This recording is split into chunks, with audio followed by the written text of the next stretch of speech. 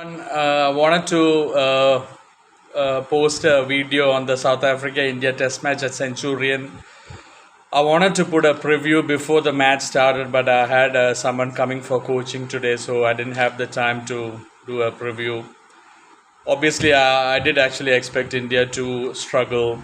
And when I saw South Africa won the toss and chose to bowl first, I mean, the kid that was here for practice, I was telling him that India will at least lose 4 wickets before 100 runs.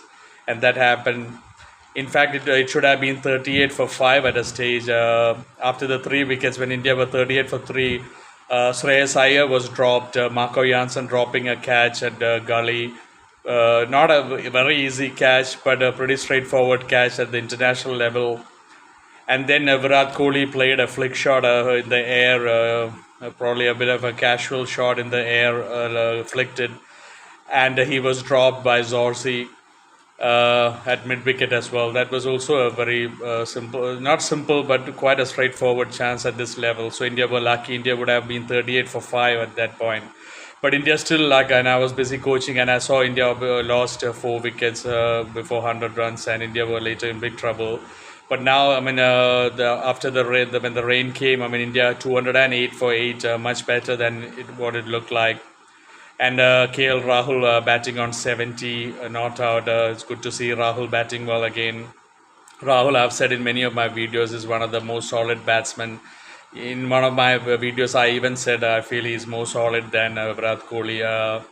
And Centurion is also the test ground where I had a chance to meet Virat Kohli in 2012, 11 years before. I mean, Virat Kohli was close to a white young cricketer who was close to me, and he showed some of my videos, and Virat Kohli told him to ask me to come down.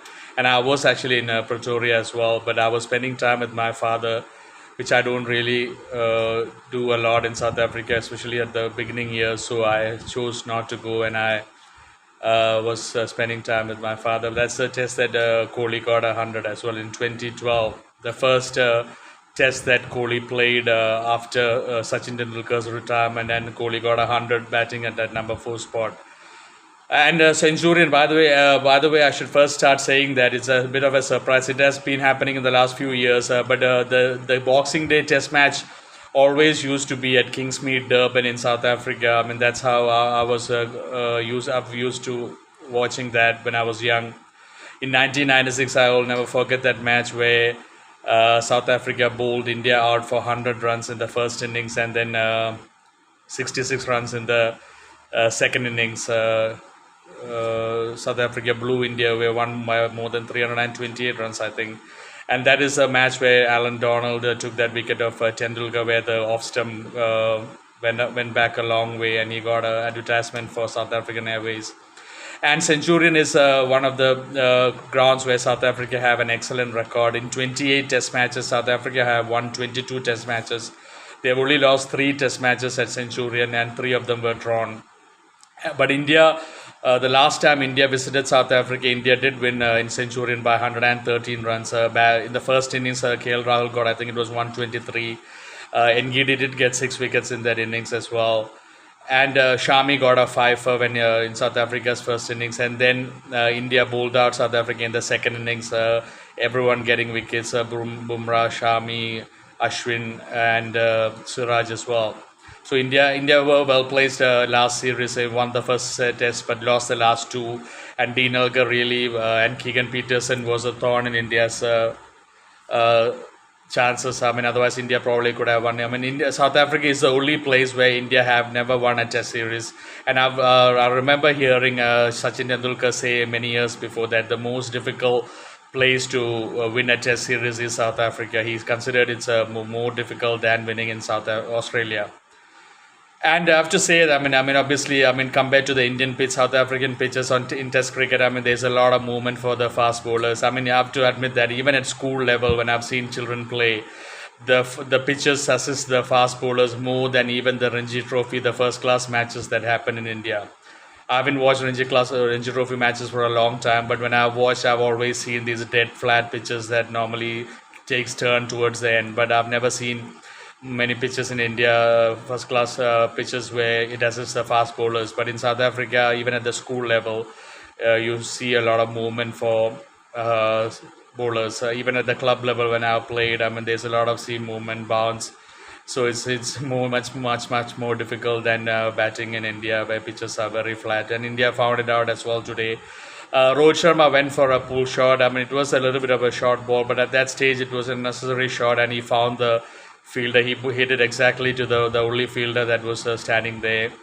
Jaiswal went for a drive and just got nicked one. Though it was a ball there to drive, but probably should have been more careful. Shreyas Iyer got a very good ball that came in and probably kept a low as well from Rabada. And Virat Kohli got an absolute gem of a ball from Rabada and got caught. And then Ashwin also got a ball that bounced on him a bit. So I mean the bowling was very good, but obviously the pitch is helping the fast bowlers a lot, and it is a pitch where you can never say that you are in. There's always a chance that you can get out any ball. That is how the pitch is. So let's see what India gets. 208 for 8 now. At least if India can get around 230, 240, that would be a good score. And obviously the Indian fast bowlers will also come into play. But it's a test cricket, you never know. I mean, normally the days 2, days 3 are the ones to best ones to bat.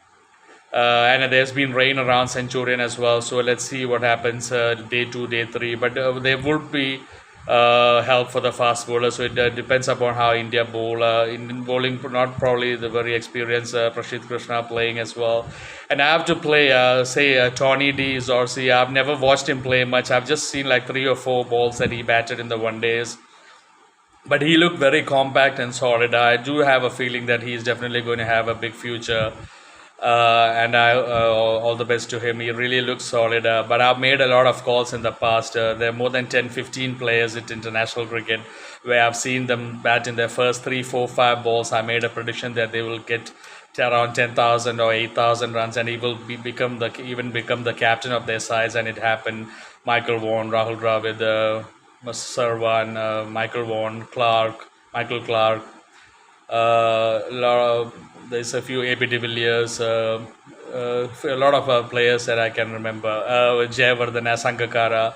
So there's a lot of players that I've called like that. Zorzi, I'm not making such a big call. I still have to see him bat. But just from the 3, 4 balls I saw him bat, he looks pretty compact and solid. And I hope he bats well. But anyway, let's see how this test match goes. I'll be putting videos daily. Hopefully India can get at least 230, 240, which will be a decent enough total on this pitch. All depends on how India bowl as well. And Markram will be a key wicket. Dean Elgar is a very good test batsman, very hard to dismiss. Bavuma is also quite a good test batsman. In one day, as I've criticized him, but in test match cricket, Bavuma can hold his end. So it will be an interesting test match. Anyway, everyone, thank you. Take care, and God bless you.